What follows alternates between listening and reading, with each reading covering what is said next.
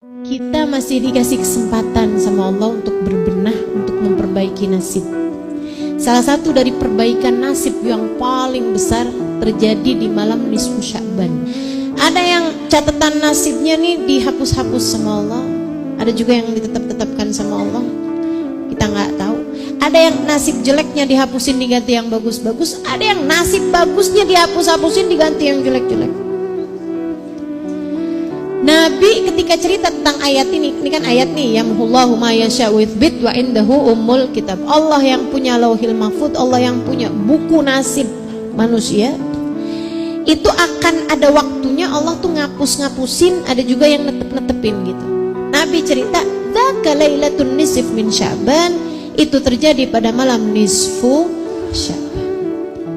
Berapa hari lagi nih bisa kita hitung jari? 7 malam 8.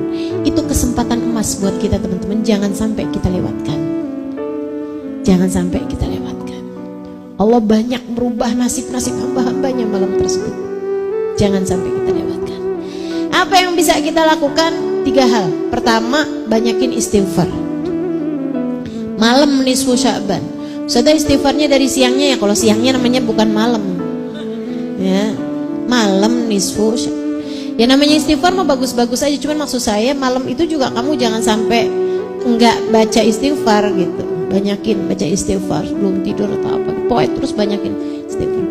Yang kedua, banyakin sedekah. Usahakan malam itu ada sedekah yang kita keluarkan. Malam ya, usahakan ada sedekah yang kita keluarkan. Sudah susah bener mau sedekah, keluar dulu malam-malam. Ya sekarang mah gampang, udah di tangan, bisa transfer pakai M-banking bagi yang punya, ya kan? Gak punya usah minta tolong sama orang. Ada banyak cara teman-teman. Masalahnya cuma mau apa nggak mau gitu aja, ya kan? Kalau kamu mau, kamu bisa kok gitu. Sedekah tuh malam, gitu ya.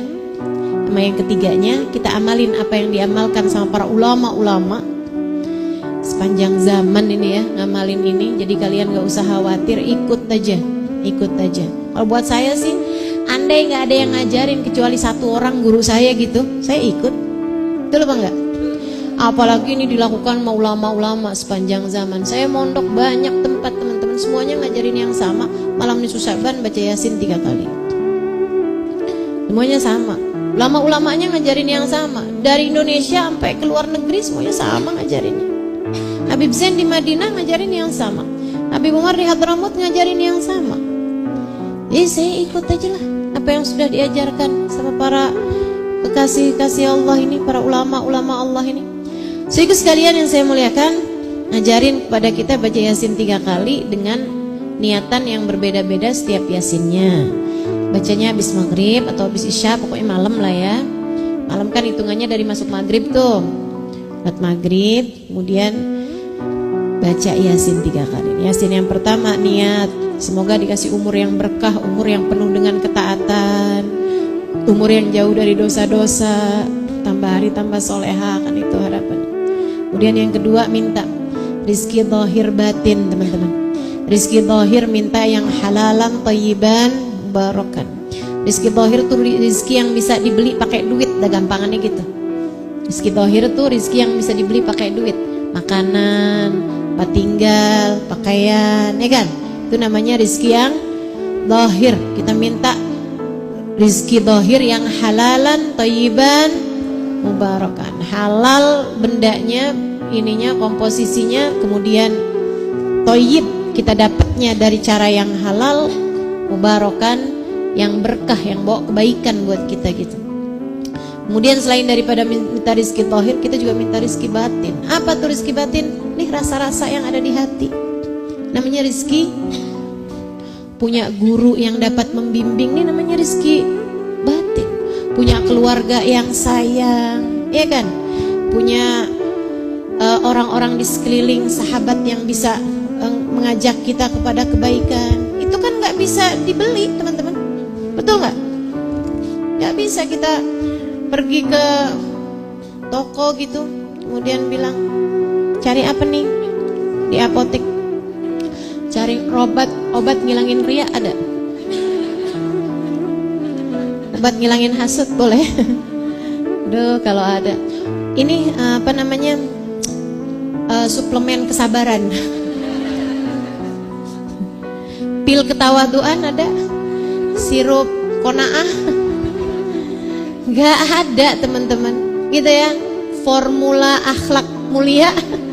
Gak ada tuh semuanya tuh. Kalau ada saya duluan yang beli dah kayaknya. Masya Allah. Ilmu yang manfaat ada dijual di toko? Gak ada. Ini nih yang barang-barang yang gak dijual di toko nih. Benda-benda, perkara-perkara, hal-hal yang gak dijual di toko nih teman-teman. Namanya rizki-rizki batin. Jadi sekalian saya muliakan, ini yang kita minta pada Allah Subhanahu wa Ta'ala. Dengan uangmu kamu bisa beli obat tapi gak bisa beli kesehatan. Dengan uangmu kamu bisa bangun rumah tapi gak bisa beli, gak bisa bangun kebahagiaan. Dengan uangmu kamu bisa beli kasur tapi gak bisa beli tidur. Gitu ya. Yang gak bisa kebeli pakai duit itu namanya rizki-rizki batin. Harus lebih banyak kamu minta pada Allah Subhanahu wa Ta'ala. Kemudian yang ketiganya kita minta nih yang paling penting. Kita minta husnul, biar di akhirat disenengin sama Allah Subhanahu wa Ta'ala. Diselamatin sama Allah Subhanahu wa Ta'ala. Dibahagiain sama Allah Subhanahu wa Ta'ala. Dikumpulin dengan orang-orang saleh insyaallah. Dikumpulkan dengan manusia paling saleh insyaallah. Baginda kita Nabi besar Muhammad sallallahu alaihi wa ala alihi wa sahbihi